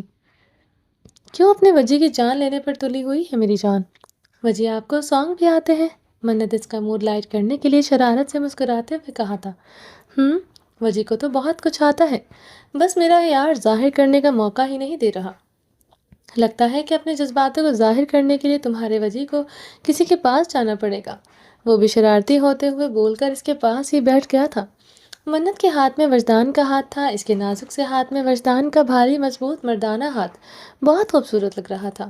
بظاہر تو وجدان منت سے بات کر رہا تھا، مگر اس کی نظر بار بار منت کے نازک سے ہاتھ میں پکڑے ہوئے اپنے بھاری مضبوط ہاتھ پر جا رہی تھی، جو منت کے نازک سے ہاتھ میں بہت خوبصورت منظر پیش کر رہا تھا۔ وجی، سب کو میری بات رکھیے گا، آپ میرے ہیں، ہمیشہ یاد رکھیے گا۔ آپ میرے سوا کسی کو دیکھ سکتے نہ کسی کی تعریف کر سکتے ہیں۔ پہلی بار منت نے ہی پورے حق سے وجدان پر حق جمایا تھا۔ وجہ تمہارا تھا، تمہارا ہے، اور مرتے دم تک تمہارا ہی رہے گا۔ بے فکر رہو یار وجدان، وجہ تو اگر خود بھی چاہے تب بھی کسی کا نہیں ہو سکتا۔ وجہ کسی کو کیا خاک دے گا، اس کے دل کے ہر کونے میں تو منت کی محبت نے ڈیرے جما کر رکھے تھے۔ میرے دل میں تو ایک قطرے کی جگہ نہیں، میں کسی کی محبت کا جام کیا اس میں رکھوں گا۔ یار وجدان، تم بھی ایک بات ہمیشہ یاد رکھنا۔ ٹھہراؤ سے بولتے ہوئے اس کے نازک سے ہاتھ کو اپنے مضبوط دونوں ہاتھ کے درمیان میں رکھتے ہوئے پلکوں کو اٹھا کر بہت گہری نظروں سے اس کی جانب دیکھا تھا۔ یار وجدان، مجھ سے پہلے کا سب معاف، میری بات صرف میری رہنا۔ وجدان تم پر کسی کی نظر برداشت نہیں کر سکتا، تمہارا ہر بچپنا اثر آنکھوں پر، مگر تم میری عزت ہو، یہ بات کبھی مت بھولنا۔ وجدان اپنی عزت پر کبھی کمپرومائز نہیں کرے گا۔ مجھے زندگی میں کبھی آپ کو مجھ سے کوئی شکایت نہیں ہوگی۔ منت مرتے دم تک آپ کی ہو کر رہے گی۔ منت کی آنکھیں آپ کے سوا کسی کو دیکھنے کا تصور بھی نہیں کرتی۔ جتنی محبت آپ مجھ سے کرتے ہیں، میں تو خود کو دنیا کی خوش قسمت لڑکی سمجھتی ہوں۔ وجی، آپ مجھے اتنا پیار کیوں کرتے ہیں؟ منت، یہ کیسا سوال ہے؟ مجھے پلیز بتائیں نا۔ تم یار وجدان ہو اس لیے پیار کرتا ہوں۔ مجھے پلیز آپ مجھے ہمیشہ اتنا ہی پیار کرنا۔ کیوں؟ کیونکہ مجھے آپ کے پیار کی اتنی عادت ہونے لگی ہے کہ جب نہیں ملتا تو مجھے سانس نہیں آتی، اور مجھے میری یار کی اتنی عادت ہے کہ جب نہیں ملتا تو چودھری وجدان ویٹ کا دل بند ہونے لگتا ہے۔ اس لیے میں تو کبھی تمہیں پیار کرنا کم نہیں کر سکتا۔ اس بات کی پوری گارنٹی ہے، کبھی تمہاری طرف سے محبت میں کمی آئی تو وجدان کے دل کو بند ہونے میں دیر نہیں لگے گی۔ آپ اتنے خوبصورت ہیں، میں آپ کو پیار کرنا کیسے کم کر سکتی ہوں؟ پاگل لڑکی، تم مجھ سے اس لیے پیار کرتی ہو کہ میں خوبصورت ہوں؟ وجدان اپنی پاگل بیوی کی سادگی پر ہنس دیا تھا۔ ہاں، کیونکہ مجھے اپنے لیے ہمیشہ سے بہت خوبصورت شوہر پسند تھا، اور میں اللہ تعالیٰ سے ہمیشہ دعا کرتی تھی کہ میرا شوہر جو بھی ہو وہ بہت خوبصورت ہو۔ بہت پر زور دیتے ہوئے، کھینچ کر لمبا سانس کرتے ہوئے دونوں بازو پھیلا کر بولی۔ اس کے انداز پر وجدان کا زوردار، زندگی سے بھرپور کہکہ روم کی دیواروں سے ٹکرایا تھا۔ منت حیرانی سے وجدان کی جانب دیکھ رہی تھی۔ اس نے آج سے پہلے کبھی وجدان کو اس طرح سے کہکہ لگا کر ہنستے ہوئے نہیں دیکھا تھا۔ کتنی حیرانی کی بات تھی کہ وہ ایک ہی گھر میں ایک ہی چھت کے نیچے پل کر جوان ہوئے تھے، مگر وجدان کو اس طرح ہنستے ہوئے کہکہ لگاتے ہوئے اس نے کبھی نہیں دیکھا تھا۔ وجدان تو برائے نام مسکرا کر ہی لوگوں کے دل موہ لینے والے مسکراہٹ کا مالک تھا۔ اس کے یوں مسکرانے پر اس کے گال پر پڑتے ہوئے اس کے باپ کے جیسے خوبصورت ڈمپل نمودار ہوئے تھے، جو قسم سے کسی بھی لڑکی کی جان نکالنے کے لیے کافی تھے۔ سچ میں وجدان شہزادہ تھا، ایک ایسا شہزادہ جو مکمل خوبصورتی کا مالک تھا، کہیں پر کوئی کمی نہیں تھی۔ اور آج اس کے ڈمپل دیکھ کر تو منت کی رہی سہی کسر بھی پوری ہو گئی تھی۔ پھر تو مجھے اللہ کا شکر ادا کرنا چاہیے کہ اس نے مجھے خوبصورت بنایا، ورنہ میں تو اپنی بیوی کی محبت سے محروم ہی رہ جاتا۔ کہکہ لگا کر ہنستے ہوئے بے حال ہو رہا تھا۔ ہنستے ہنستے اس کی بلو آئیز میں پانی آ گیا۔ وہ پیٹ پر ہاتھ رکھے ہوئے اپنی ہنسی روکنے کی کوشش کر رہا تھا، جبکہ منت پوری آنکھیں کھول کر حیرانی سے اسے دیکھے جا رہی تھی۔ کیا یار وجدان، نگاہوں سے گھائل کرنے کا ارادہ ہے؟ وہ اس کی آنکھوں میں جھانکتا اسے سوال کر رہا تھا، جبکہ منت خاموشی سے اسے حیرانی سے دیکھے جا رہی تھی۔ وجدان نے آہستہ سے اس کی نگاہوں پر لبوں سے پھونک ماری تو وہ ہوش کی دنیا میں واپس آئی تھی۔ وجہ آپ کے ڈمپلز بھی ہیں؟ وہ بچوں کی طرح چہک کر بولی تھی۔ ہاں، تم نے آج دیکھے ہیں؟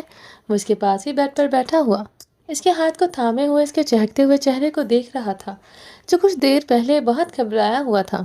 اب وہاں پر کسی بھی طرح کی گھبراہٹ نظر نہیں آ رہی تھی۔ نہیں، میں نے تو کبھی نہیں دیکھے، مگر اللہ جی آپ کا بہت سارا شکریہ۔ وہ دونوں ہاتھ جوڑتے ہوئے چھت کی جانب دیکھ کر بولی۔ آپ کو پتہ ہے، جب میں اپنی کالج کی فرینڈس کے ساتھ بیٹھتی تھی تو میں ہمیشہ کہتی تھی کہ اللہ میاں میرا جو بھی شوہر ہو، اس کے گالوں پر بہت گہرے ڈمپل پڑتے ہوں، مگر میری سب دوستیں میرا مذاق اڑاتی تھی، کہتی تھی ایسا مکمل پیکج تو ابھی دنیا میں اترا ہی نہیں، جو بہت خوبصورت ہو، گورا بھی ہو، جس کا قد بھی 6 فٹ ہو، اور جس کے گالوں پر گہرے ڈمپل پڑتے ہوں، اور جس کی بلو آئیز بھی ہو۔ قسم سے وجی، میں کیوں آپ کو کبھی دیکھ نہیں پائی؟ آپ بالکل ویسے ہیں جیسے میں نے اپنے خوابوں میں اپنے شوہر کا تصور کیا تھا۔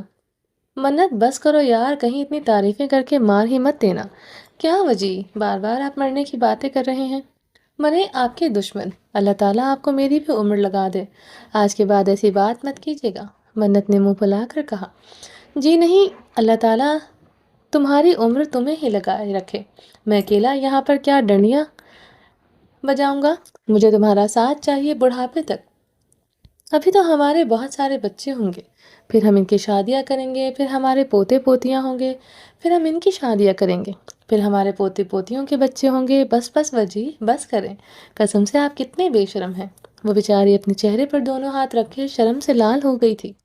ابھی تو وہ ایک دوسرے کے قریب بھی نہیں آئے تھے تو چودھری وجدان بیگ نے اپنی 3 پیڑھیاں تصور کر لی تھی۔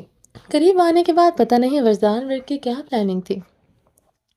اچانک وجدان نے اس کی کمر میں ہاتھ ڈال کر اسے اپنے قریب کھینچ لیا تھا۔ اچانک ہوئی آفت پر وہ اس کے چوڑے مضبوط سینے سے آن ٹکرائی تھی۔ وہ بجی کیا کر رہے ہیں؟ منت کی ہنسی غائب ہو گئی تھی، اپنی کمر سے وجدان کے مضبوط ہاتھ کو ہٹانے کی بے جان کوشش کرتے ہوئے، لفظوں کو توڑتے ہوئے بول رہی تھی۔ وجدان کی نازک سی جان، کوشش مت کرنا مجھ سے دور جانے کی۔ میری اجازت کے بغیر میری حراست سے نکلنا تمہارے بس کی بات نہیں ہے۔ اس کے کان کے پاس جھک کر سرگوشی نما آواز میں بولتا، اس کے گلوسی ہونٹ پیار سے چوم گیا تھا۔ منت کے دل کی دھڑکنیں 100 کی سپیڈ پکڑ چکی تھی، اس کے پورے وجود میں سرسراہٹ سی دوڑ گئی تھی۔ وجدان کے لبوں کے لمس سے میری جان اپنے دل پر قابو رکھو، ورنہ یہ اچھل کر میری گود میں آن گرے گا۔ ان کی تیز دھڑکنوں کو اپنے دل پر محسوس کرتے ہوئے وجدان نے مسکراتے لبوں سے سرگوشی کی تھی۔ وہ منت کی کمر پر حصار بنائے ہوئے اسے اپنے اتنے قریب کیے ہوئے تھا کہ دونوں کی دھڑکنیں یکجان ہوئی تھیں۔ بجی اسے خماری سے اپنے ساتھ لگائے، اس کے بالوں میں منہ چھپائے ہوئے اپنی سخت داڑھی والے گال اس کے کومل سے گال سے رب کرتے ہوئے بہکا ہوا وجدان گمبھیر آواز میں بولا تھا، ہمیں بہت دیر ہو گئی ہے، ہمیں گھر جانا چاہیے۔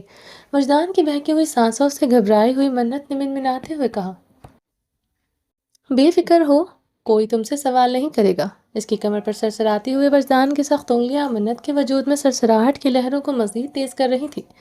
پلیز اپنی سانسیں ٹھیک رکھو، ابھی گھبراہٹ سے رکنی نہیں چاہیے۔ وجدان پہ یہ ڈر تھا کہ کہیں منت پھر سے نہ گھبرا جائے اور اس کو سانس کا مسئلہ نہ ہو جائے۔ میری جان، کھاؤں گا نہیں تمہیں، بے فکر رہو۔ جہاں پر حدود بندی لگاؤں گی وجدان وہیں پر رک جائے گا۔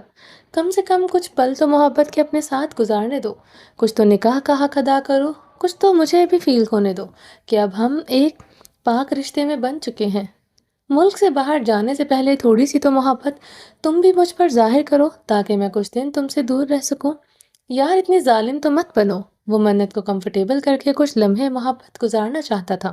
وہ ایک بات تو سمجھ گیا تھا کہ منت ابھی اس کے ساتھ اس رشتے میں آگے بڑھنے کے لیے کمفرٹیبل نہیں ہے۔ آج پھر وجدان نے اپنی محبت کا ایک ثبوت دیا تھا۔ اس نے آج پھر اپنے سرکش جذباتوں کو لگام ڈالتے ہوئے سمجھا دیا تھا کہ حد کے آگے نہیں جانا ہے، کہ میرا یار بھی مطمئن نہیں ہے، صرف کچھ لمحے محبت کے اس کے ساتھ گزارنے کا ارادہ رکھتا تھا۔ آپ کو کیا لگتا ہے کہ میں جان بوجھ کر اپنی سانسیں خراب کرتی ہوں؟ بچوں کی طرح منہ پھلا کر بنا بات کا مطلب سمجھے ہوئے بولی تھی۔ ہاں، مجھے تو ایسا لگتا ہے کہ تم مجھ سے منہ نہیں لگاتی، مگر جب اپنا دل کرتا ہے تو اپنی سانسیں خراب کر کے مجھے مجبور کر دیتی ہو، میں تمہارے لبوں کو اپنے لبوں میں قید میں لے لوں۔ وہ منت کو تنگ کرتے ہوئے بہت گہرا جملہ بول گیا تھا، میں آپ کو اتنی بے شرم لگتی ہوں؟ قسم سے میں جان بوجھ کر نہیں کرتی۔ شرم سے منت کی آنکھوں میں آنسو آ گئے تھے، یہ سوچ کر کہ وجدان اس کے لیے ایسا سوچتا ہے۔ اوئے پاگل لڑکی، مذاق کر رہا تھا، مجھ سے دور ہٹیں۔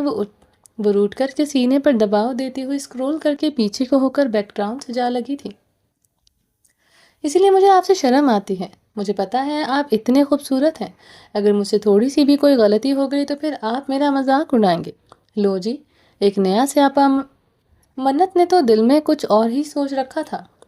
او مائی گاڈ منت، تم اس لیے گھبرا کر میرے نزدیک نہیں آ رہی ہو کہ میں تمہیں تانے ماروں گا؟ وجدان نے حیرانی سے دیکھتے ہوئے نفی میں سر ہلایا۔ ہاں، مار تو دیا ہے ابھی تانا، کہ میں جان بوجھ کر اپنی سانسیں خراب کرتی ہوں۔ بچوں کی طرح منہ پھلا کر رو رہی تھی۔ منت، انسان بن جاؤ، تمہاری یہ حرکتیں مجھے بہت بہکا رہی ہیں۔ وجدان تو ویسے ہی تمہیں دیکھ کر بہکا ہوا رہتا ہے، اور آج تو میرے پاس سب حق ہیں، اوپر سے تم یہ بچگانہ حرکتیں کر کے میرے صبر کا امتحان لے رہی ہو۔ اب آپ مجھے ڈانٹ رہی ہیں، غصے سے نظروں کو گھماتی ہوئی بولی تھی۔ تو کیا کروں؟ نہ پیار کرنے دیتی ہو نہ غصہ کرنے دیتی ہو۔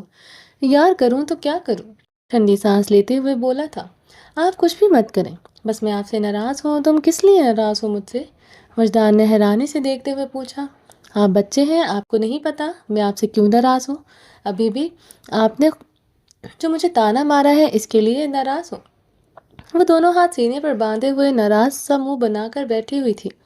اے خدا، میں کیا کروں؟ تو ہی بتا، میں بندہ بشر بہکوں نہیں تو کیا کروں؟ یہ لڑکی میرے صبر کا امتحان لے رہی ہے۔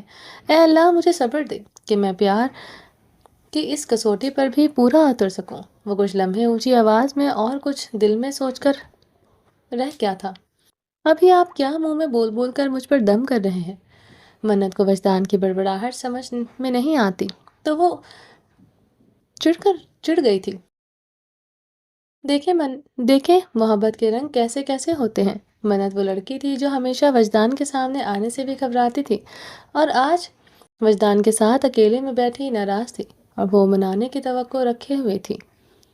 بتاؤ کیسے مناؤں اپنے روٹھے یار کو؟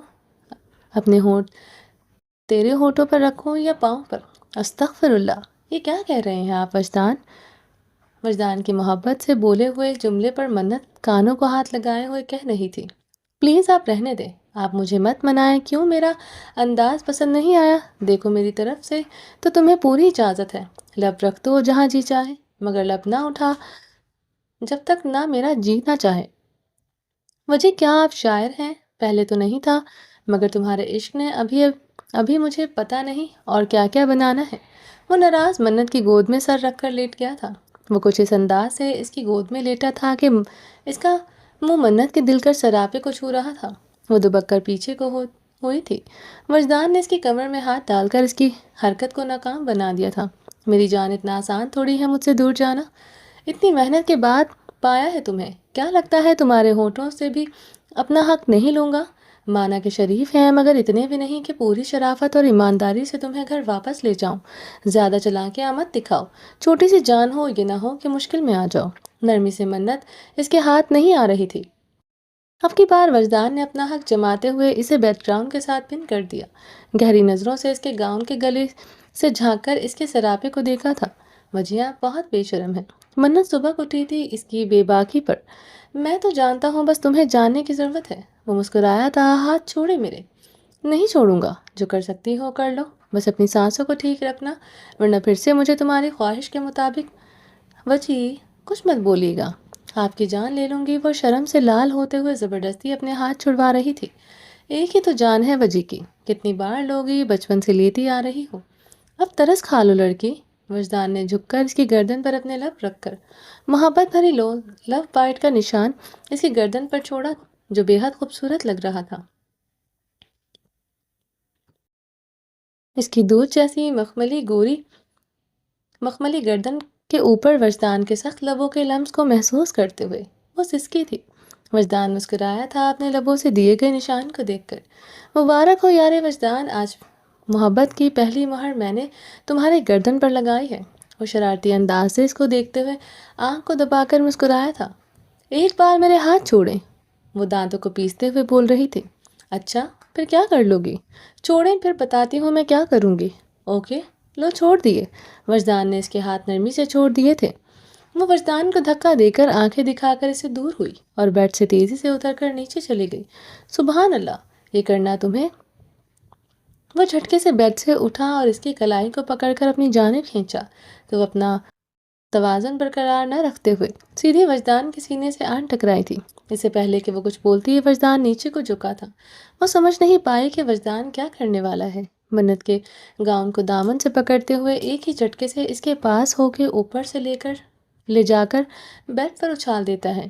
منت تو وجدان کی حرکت پر شرم سے لال پڑ گئی تھی، کیونکہ منت نے گاؤن کے نیچے جو سوٹ پہن رکھا تھا وہ سوٹ وہ رات کو پہن کر سوئی تھی۔ آج ناشتے کی ٹیبل پر بھی اس نے وہی پہن رکھا تھا۔ اسے آج جونی بھی نہیں جانا تھا تو اس نے چینج بھی نہیں کیا۔ ٹیبل پر تو وہ بڑا سا دوپٹہ سر پر لیے ہوئے بڑی ترتیب سے گئی تھی، مگر اسے کیا پتا تھا کہ وجدان اسے پاسپورٹ آفس نہیں بلکہ اپنے فارم ہاؤس پر لے جا رہا ہے۔ اس نے تو سوچا تھا کہ پاسپورٹ آفس میں ہی تو اسے حجاب لگا کر ہی رہنا ہے، تو کپڑے بدلنے کا کیا فائدہ؟ اس سوٹ کا گلا بہت زیادہ گہرا تھا، ایسے سوٹ صرف وہ سونے کے لیے پہنتی تھی۔ اپنے گلے کو دیکھ کر منت شرم سے لال پڑ گئی تھی۔ دونوں ہاتھ اپنے گلے پر رکھتے ہوئے بھاگ کر اپنے حجاب والے دوپٹے کی طرف لپکی تھی جو پاس ہی صوفے پر رکھا تھا، مگر مقابل اسے وہاں تک پہنچنے دیتا تب نہ۔ وجدان نے پیچھے سے اس کی کمر پر ہاتھ ڈالتے ہوئے پیٹ پر باندھ لیے تھے۔ وجی پلیز چھوڑے مجھے۔ کیسے چھوڑ دوں؟ کچھ نہ کچھ تو یہاں تک آنے کا انعام مجھے ملنا چاہیے، اور تم تو ٹھہری منت جس کے دماغ میں بچپن سے کچھ نہیں آتا، جسے بچپن سے لے کر آج تک میرے جذباتوں سے کھیلنے کا بہت شوق ہے۔ سرگوشیاں اس کے کانوں میں بکھیرتے ہوئے کان کی لو کو لبوں سے چوم کر دانتوں تلے ہلکا سا دبایا تو منت کے پورے وجود میں بجلی کی لہر سی دوڑ گئی تھی۔